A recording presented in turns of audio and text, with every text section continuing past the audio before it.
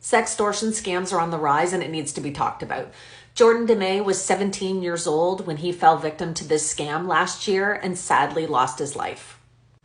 Jordan and his family last March were preparing for a trip to Florida. He had gone out that day and bought sunscreen, packed all of his things, and they had gone to bed.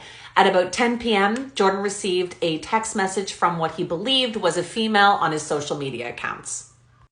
Jordan and this girl chatted for over 2 hours, getting to know each other and making a connection. At around midnight, she asked Jordan to send an explicit photo of himself, and unfortunately he did. That's when the script flipped. He wasn't messaging a female around his age. He, in fact, was messaging these three men who are from Nigeria.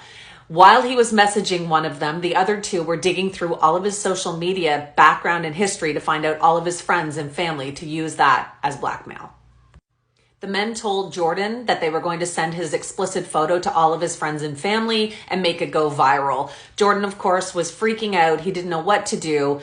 Then they asked him for money. They asked him for $1,000, which of course Jordan didn't have. He was 17 years old. He had $300 and he sent it, but that wasn't enough for them.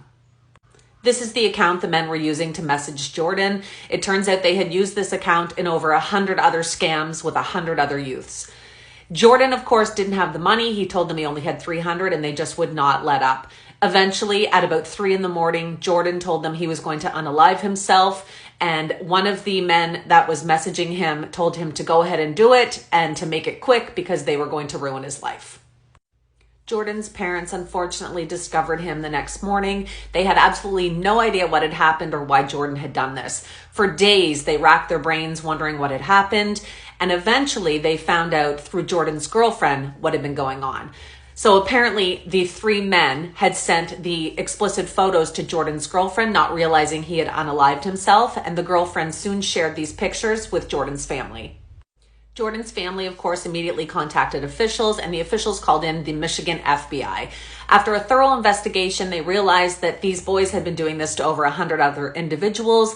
They went to Nigeria and with support of the officials there, arrested all three in January, and they were indicted in May. Two of the men are actually brothers, Samson and Samuel. They are 20 and 22 years old. They were extradited to the United States, and this week trial was expected to begin. Hit follow if you're interested. I will definitely be updating on this case.